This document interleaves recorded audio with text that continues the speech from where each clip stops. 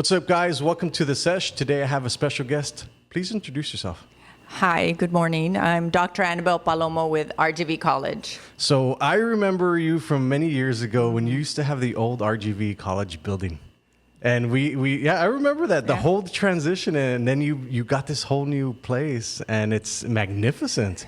I have followed your journey from the very beginning. Well, I guess not from the very beginning, but from when I saw it. And I'm assuming that there's so much work that has gone into it, and I'm huge into entrepreneurship. So I want to dive into your life. Okay. So I have a bunch of questions, and the cool thing about it was I sat on my couch for 3 years listening to Les Brown, his speeches just on motivation. And I sat there and I was just listening to it, and year 3 came, and I was like, I actually need to do something. So motivation simply is not enough. So how did you do it? Because I'm super interested in how you built something so big and so successful, and this industry that you're in is like, it's not going anywhere anytime soon. So kind of tell me about your journey. A little bit on that. I think you touched based on motivation, right? Motivation without doing something, it's not going to happen.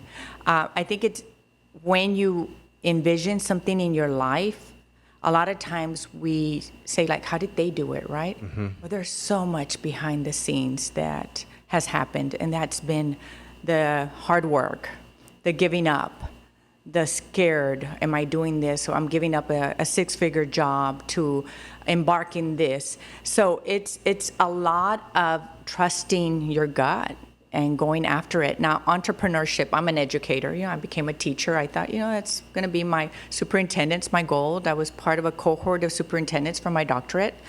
And for whatever reason, the Lord took me in a whole different path. When you start with RGV Careers, because we were a career school before college, before actually embarking in getting associates programs in our institution, that's when you transition to a college. And fully accredited, fully everything with the Department of Ed, all those were obstacles that we had to go through. You're talking about years. Okay, you're not going to reach financial aid till 3 years of consistent enrollment in your programs when you only have 2 students sitting in a classroom. And you're like, okay, I'll pay the third one. You just come in, I'll pay you to sit in there. And you have to be so consistent and be on it to make sure that you don't have that break. So going back to, people don't realize the behind the scenes, the things like, how am I going to pay my mortgage if now I have to become a consultant? Because in a business, you're the last one to get paid, because you're having to pay bills, you're having to pay your 3 employees, that two instructors. So it's a lot of believing in yourself, motivating yourself. You mentioned Les Brown. My background, my doctorate's in educational leadership. So I've gone through the John Maxwell, and I was fortunate enough to go under the Les Brown training. And I remember Ona Brown came down, so did Les, just to even look at the building because of my story. But I remember him speaking on that. You've got to be your biggest motivator, because he went through so much hardship. And look at where he got, right? Yeah. And his story inspired me. So back to your question, you sat in your couch just thinking, right? Well, can I do that? Can I? Well, and I felt great listening to his stuff. Yeah. It's super motivating, but then you figure out, like, motivation runs out. Oh, yeah. Yeah, without work, it's not going to happen. So why is it that most people won't stay consistent? I think we had a conversation before this. It's hard. Yeah. It's long term. You have to foresee, I will eventually get there. To tell you the truth, if you were to tell me 15 years ago, because we're celebrating 15 years. Wow. When there was 5 CNA students and the VN program was dormant. It wasn't what they told me it was when we purchased the school, and I had to pick it up, work with a consultant, that we'd be where we at right now. I'd really be like, whoa. Like, no. And I tell my students, pinch yourself. You're part of my vision, that we have associates programs ranked number 2 in the state. Wow. For the RN program. We educate the most vocational nurses in our area than anybody. Wow. With the highest scores. We educate 188 last year. And you don't realize 15 years ago, you know what? There's going to be a pandemic. You're embarking in a field that there's going to be so much need in the community. I'm a firm believer, like, I'm in my passion. Education is my passion. So I often tell students, when you receive your certificate, I feel I'm graduating with you. Mm-hmm. And I've been to every graduation in the last 15 years because I think it's special, but it's just such a great feeling, right? And that I am able to do that in our community. And the older you get, the more you want to give back, right? Oh, I don't know how much longer I'm going to be doing this. I want to leave my knowledge. I want to leave my mark. What is going to be my legacy? What is my daughter going to look up to it as far as her mother? So you just start embarking in stuff that you know that you're going to make a difference. Yeah. And I'm just blessed. Well, where did you learn that from? Where did you get that from? Was it taught to you by your parents, or did you learn it along the way from the jobs that you had? Like, where did you get that from specifically? I think with that, in education, I started tasting success. That's what I told my students. Have you told me when I started, you're going to receive your doctorate, you're going to own a business? Never, right? It would have never. But as I got into education, I knew, hey, man, I do pretty good here. It's my field, right? It's my field.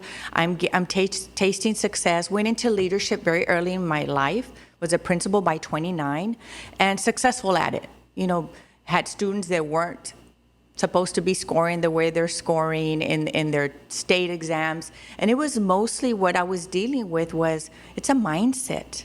It was a mindset. I would tell my teachers, I would not even tell them the population they were receiving, and we'd outscore students from across town, from Tierra Santa, that were supposed to be scoring better than our students. I said, if we just don't tell the students that you're lacking this, or we're going to help you more on this, I said, we just set high expectations, we're going to achieve it.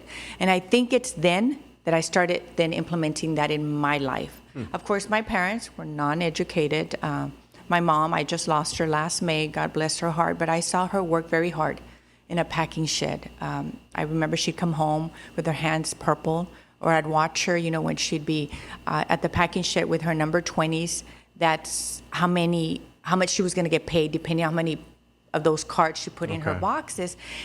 I think that's when I realized, whoa, I need to be educated. I don't want to work that hard, but I watched her work hard. Mm-hmm. So I knew that in anything in life, I had to work at it. It wasn't going to be given to me. Yeah. So you give me a task, you give me a goal, I'm going to try to outdo you. So let's dive into that then. So when you're thinking about a goal specifically, what is your thought process of trying to achieve that? Okay. What I do is I work backwards, Josh. You know, I start saying, okay, let's take, for example, when I did receive the vocational nursing program, there was a neighboring school that was defending their program because of their low scores, and here comes another Valley school, Rio Grande Valley. You know, so sure enough, the board was hesitant. Why are we going to accredit a school? That was the Board of Nursing. And I remember sitting there and I said, if you give me the opportunity, I will bring you the highest ranking scores. Okay, that's what 10 years later, of course, we went for the ADN and they gave me the program in 5 minutes, when for the VN, it took me like an hour and a half of convincing this board, right? So working at that, I know that I'm very data driven. So in education, I would check to see, okay, I've got to give these students every tool they can get to be successful. First of all, in a classroom, the best instructor. You've got to have instruction, right? After that, we're going to benchmark you, and we're going to check you, and we're going to support you, which that's what RGV College represents. It's a smaller setting. For whatever reason you're having problems, we're going to bring you in, and we're going to talk to you. And sometimes these students need that. And after that, they're like, whoa, I can do this. I can do this. Life happens to everybody, and we all handle it differently. So going back to data-driven, okay, this is where you're at. This is the type of learner you are. This is how we're benchmarking you. This is how you're doing. And this is how you're going to do at the end. And like I told students, you're on your way to failure. And you're going to join me, and we're going to do this different. If not, I assure you, you're going to sit here after the program's done and you're not going to pass. So pretty much with that, I start with the end in mind. Mm-hmm. Okay, where do I want to end up? What are the steps that I need to do to get there in anything, whether it be physically because I'm working out, whether it's education-wise, goal setting, whether it's in the institution, whether it's program development. Always start with the end in mind and then work backwards. Okay. And I start forming that plan and just being consistent, because you're going to fail. Yeah. Or something's going to come your way and you're like, whoa, I didn't know that was going to take this long, you know. And that's how I've done it in life. And no training, no nothing. That's just the way I've handled it. So when you're in these meetings with all these people that are making shots, like how are you speaking to them? Is there a level of confidence that you have? Like, I'm going to do this, even though that you don't know if you can achieve it? I think it's determination, Josh. Yeah, I've talked and I did state it. I will bring you the highest scores in the Valley.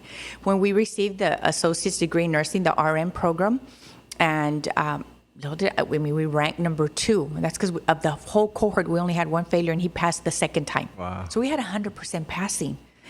I tell the students, what you say, what you envision, it's going to happen. If you're negative with yourself, those negative thoughts, my daughter and I were having a conversation not too long ago. It's that, do I work out? Do I not? Oh, the bed feels really good. It's two voices in your head. Yeah. So you've got to sit there and say, okay, which one am I going to listen to?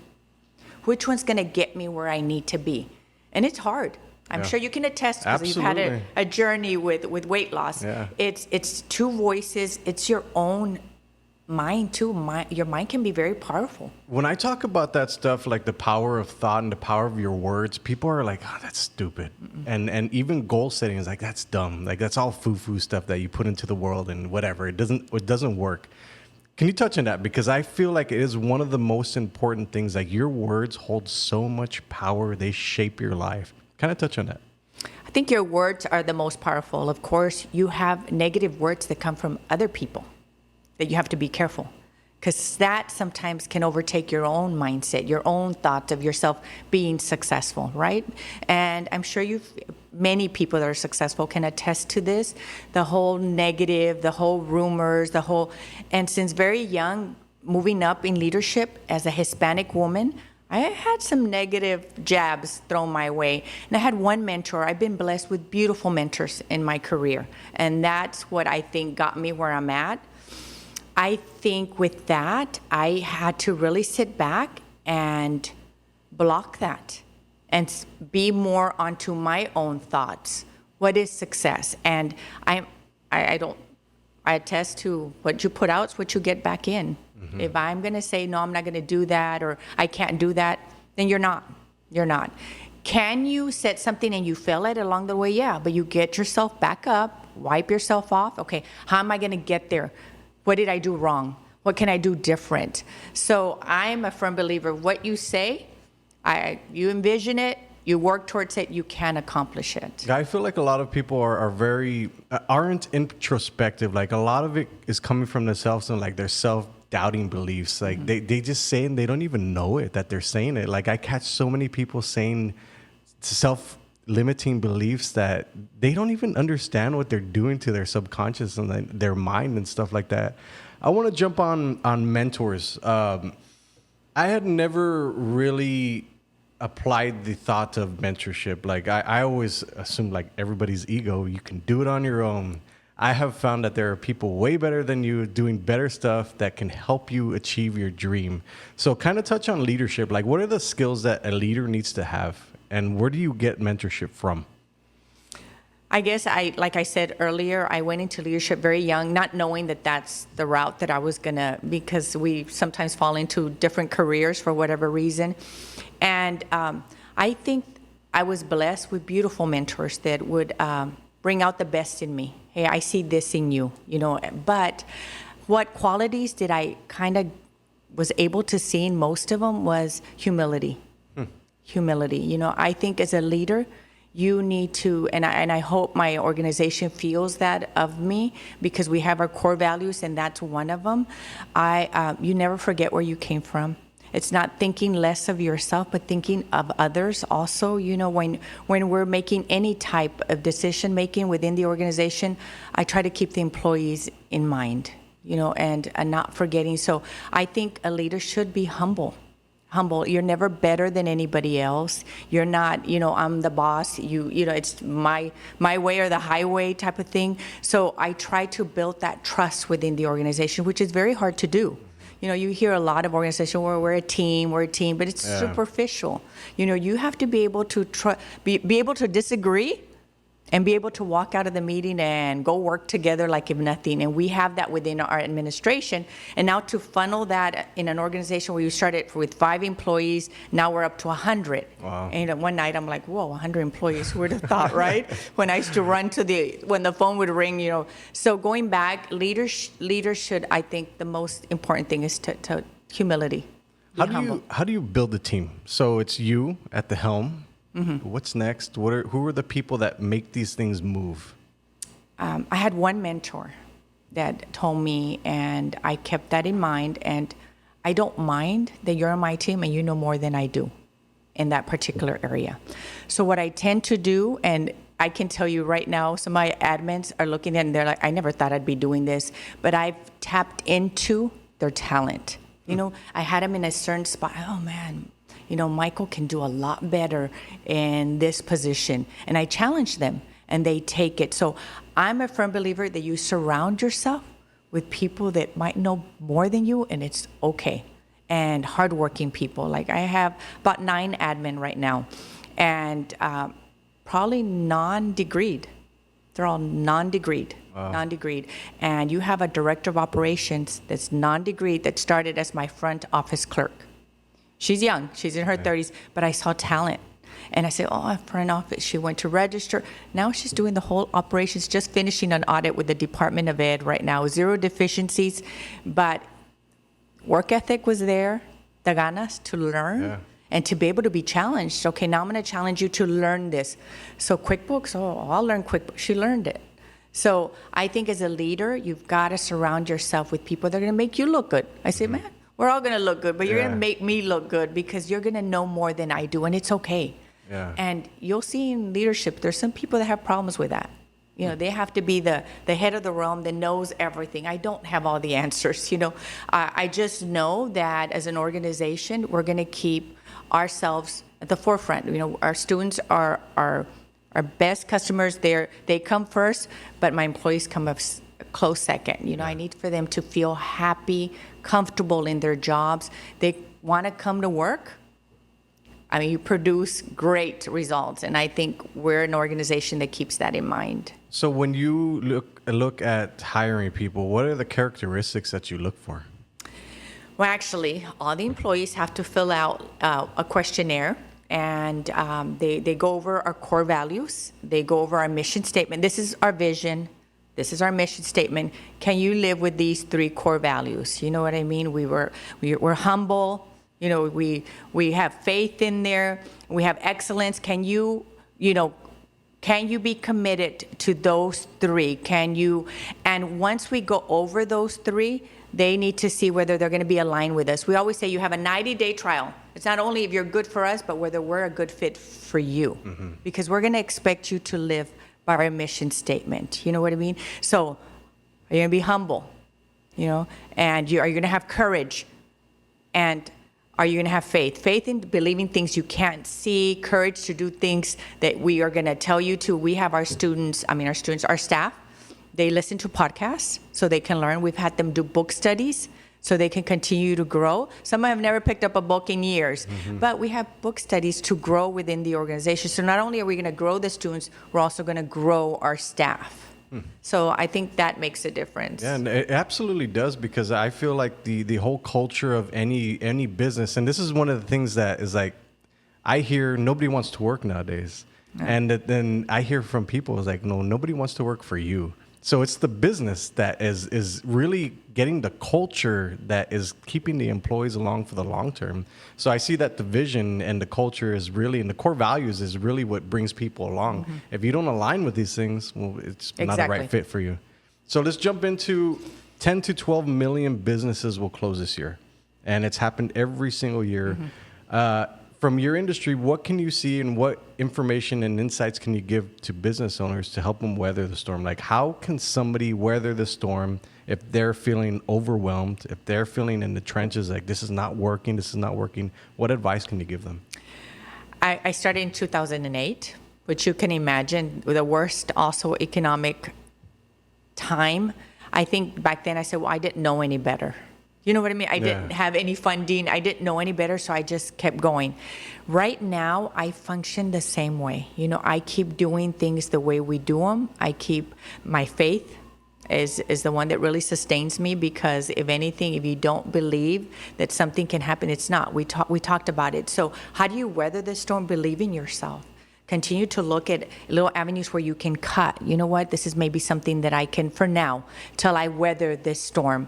I'm not your entrepreneur. I was going to start, you know, I think one time someone said, my CPA sat with me one time. He goes, "You've grown this business 300%. And I said, "I have?" He goes, "In very short period of time." And I was just dealing with it like my checkbook. I'm going to be very honest. You know, I had to have certain funding for payroll. I needed to make sure I paid the rent, make sure I did. Do you see what I'm saying? Yeah, yeah. So if anything, I just, and save for a rainy day. So I've been doing it for years. For years, I've been putting stuff aside just in case we ever need it.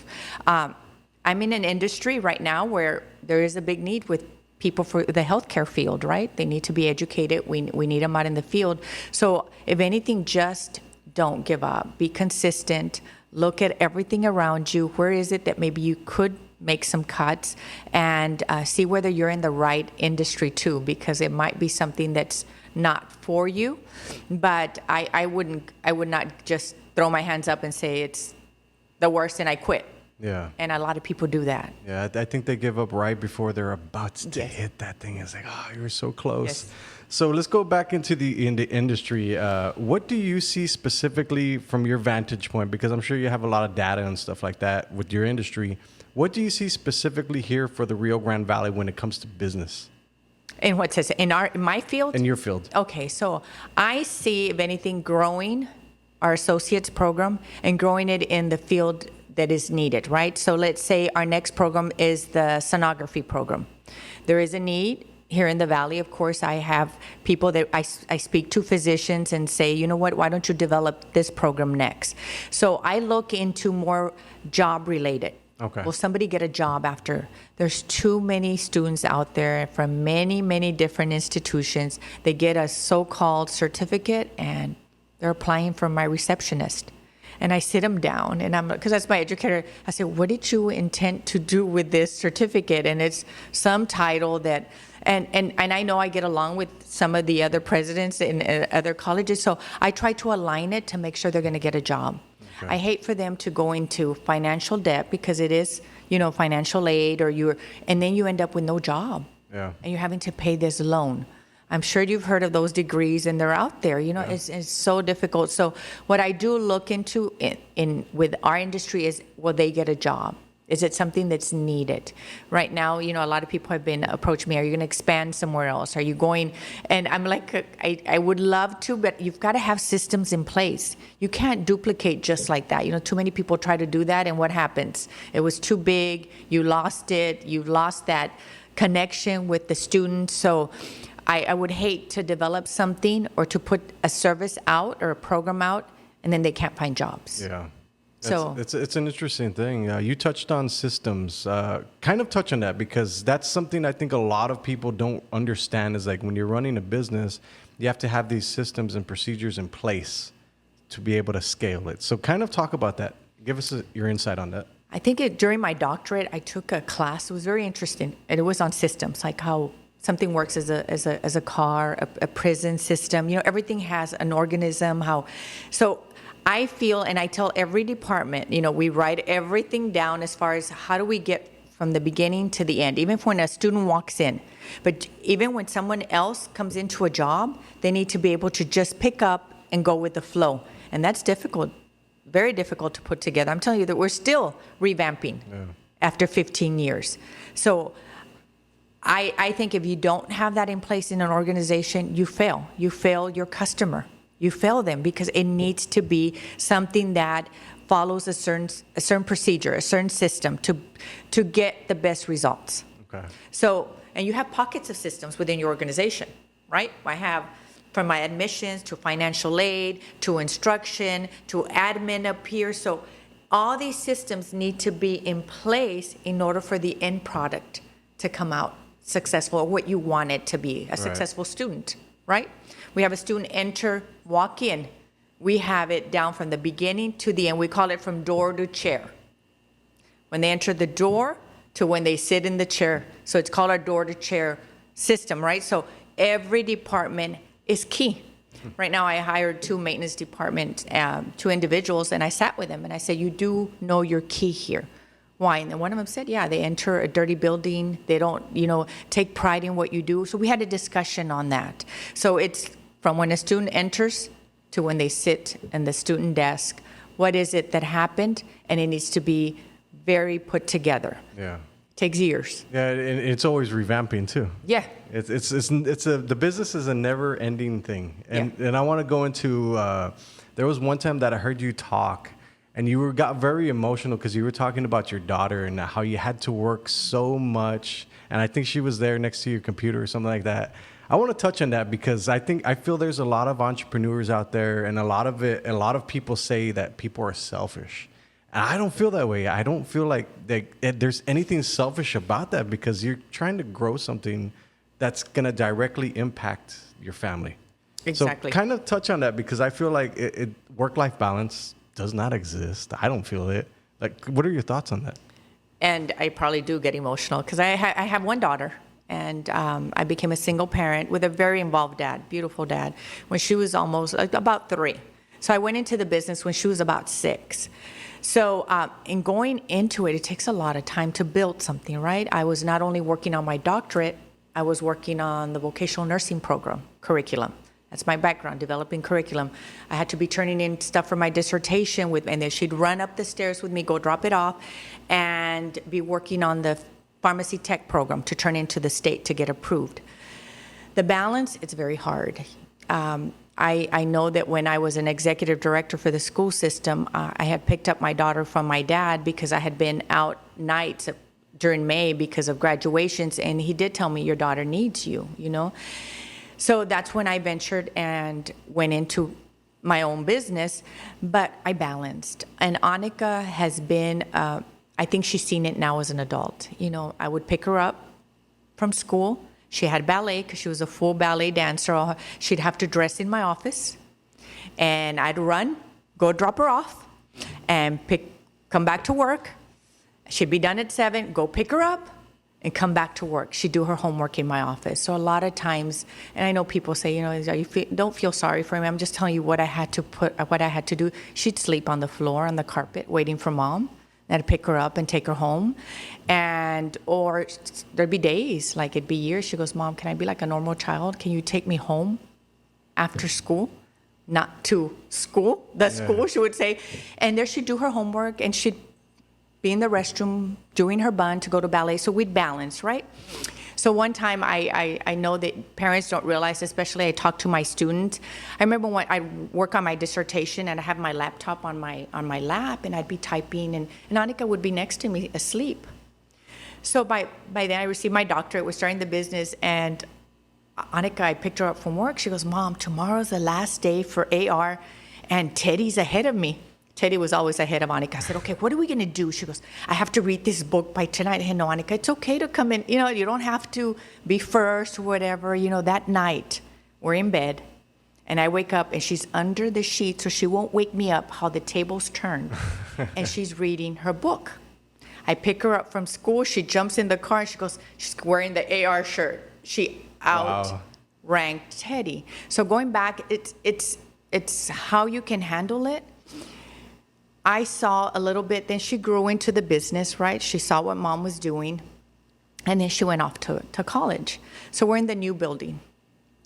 And I would notice that Annika would only go into my office, and I have a back door, I got smart, and she would leave. And one day she comes in and she would tell Adriana, when she was, that's my right hand.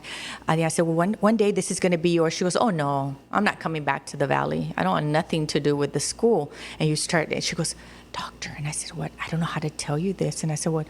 I don't think Annika wants it. I said, oh, I know that. I know that. I want her to become her own person, whatever she wants to do, whatever.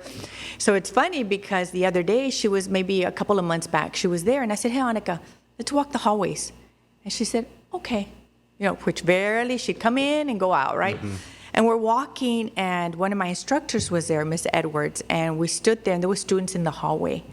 And she said, hey, this is what your mom was doing when sometimes she had to give up time with you and, be at work late. I could have staged it any better. I didn't even.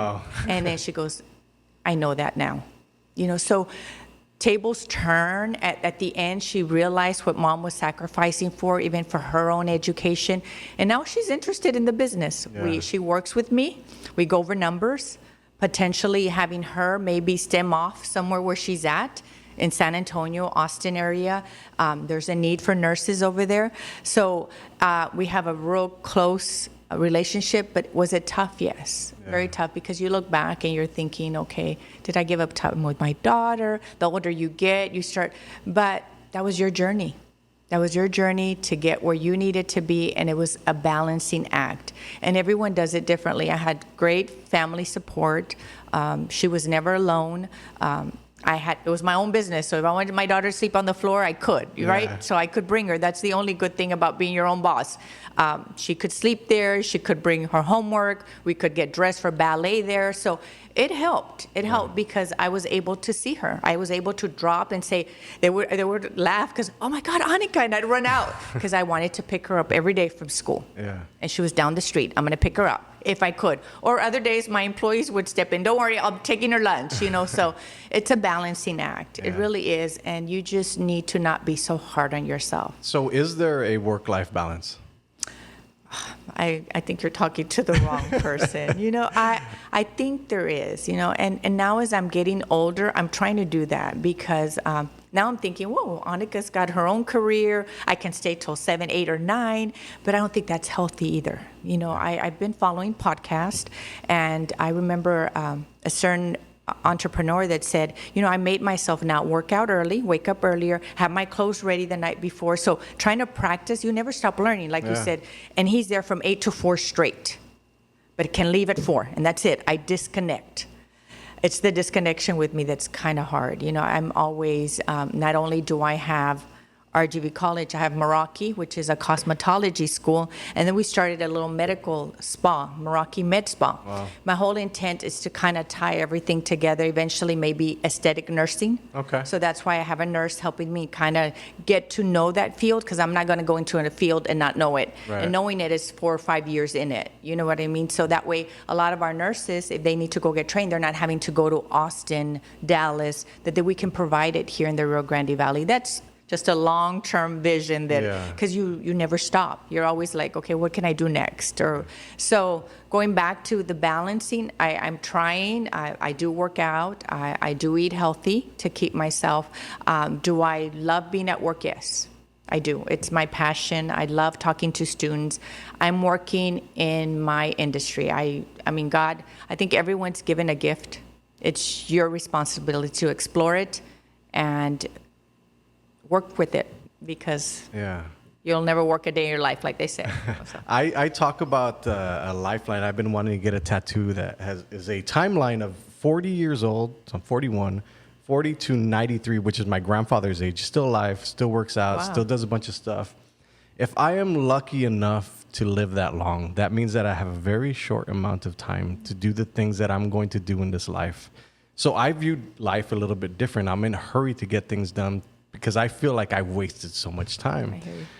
At your age, how do you view time?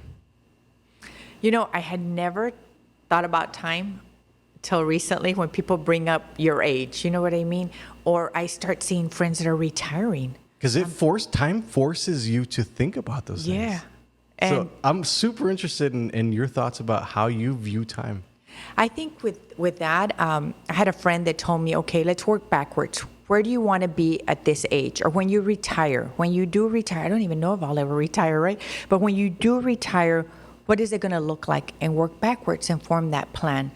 I've always worked as time is on my side, right? But time is running out. You do have an end time. So I just try every day to look at how are we getting better in anything that we do, whether it be my personal life or whether it be in the organization. I do see myself like retiring eventually, but I always say I'm going to be the lady in the back at the Blue Owl Cafe selling coffee because I can't seem to let go.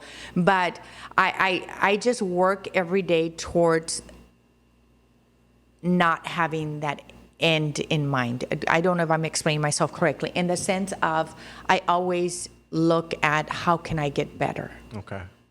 I hate thinking, I know you said I've wasted a lot of time, right? But that time was not so much wasted because you learned from it. Absolutely. Right? Yeah. That's why you're doing, I have 41 to 93. What am I going to do that you're not going to do what you did back then, Yeah. right? And a lot of times we get stuck in that. You get stuck in that, and before you know it, you're 55, you're 60, and you've done nothing different. So if anything, I've learned from what I've gone through, and I could write a book.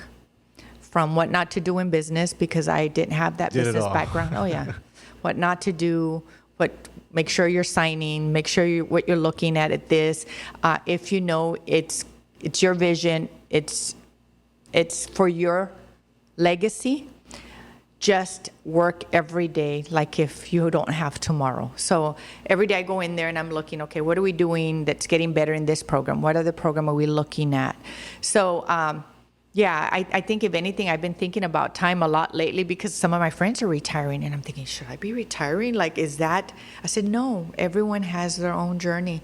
I have, my daughter went to Deborah Case right across the street. You should probably get her on here one time because she's almost 70. Wow. She swims every day.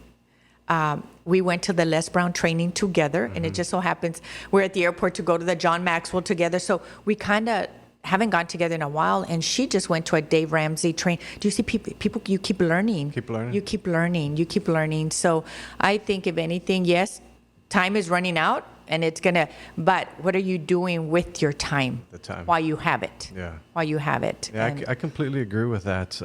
So 3 tips for success. If somebody were to come up to you and ask you, what are the 3 top things that I can learn or skills that I can learn to become successful? What are those? I think, if anything, forming a vision, like what is it that I want to accomplish, and then forming a plan to get there and a timeline. Because a lot of times we do those things, to-do lists, and we're just scratching off, but it's not related to anything having to do with your end game. Look, this is where I want to get. So if anything, many years ago, remember that book? What was it called? Oh, Jesus. The Oprah Winfrey, The Secret you put out and I remember I had like a TV and I drew a school.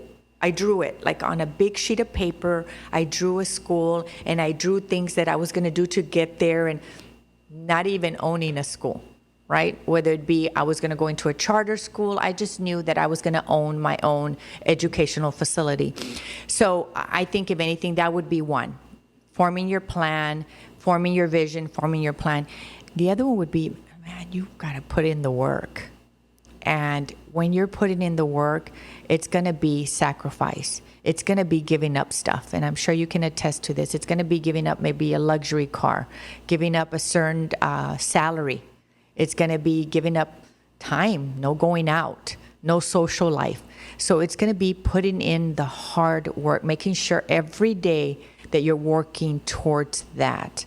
And the other one, like I said, to be successful, I think it's just making sure that you surround yourself with key people. I'm a firm believer that if you start to grow in any industry or even in yourself, you just make sure you have that team that's going to support you and has that vision.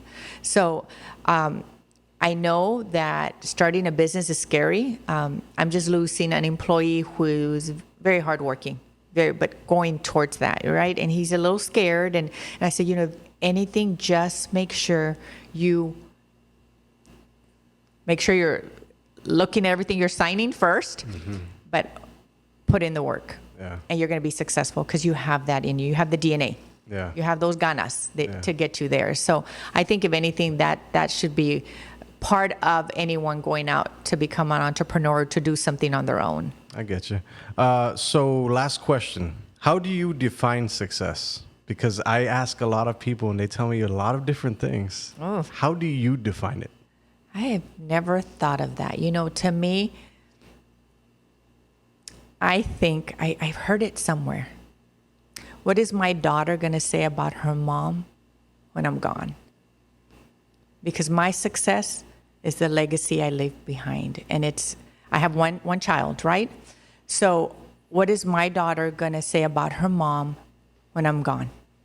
Success to me at this point is I am in a field where I'm making a difference. We all are. In people's lives, in their careers, so I already feel successful. Do you see what I'm saying? Yeah. So I only have one child, and that's going to be my legacy. So I often look back and I look into her eyes and I say, what does she see in mom? And we're that close that we're now talking about things that happened during the process. And I apologize for, hey, I didn't realize during this time don't worry, mom, it's okay. You know, and you didn't know any better then, right? But now I know this. And now I watch her, and she's doing her own day trading course with somebody from New York, and she's 3 times beyond me. Wow. Beyond. Looking into, hey, I need to form my business plan. Do I need a tax attorney? Let me go. Things that mom didn't do. Mm-hmm. So she's a step ahead. So to me, success is what will my daughter say about her mom when she's gone. Well, with that being said, I'd like to thank you for your time. It's always a pleasure seeing you. Oh, thank you. Thank you for having me. See you guys next time on the Sesh. Bye.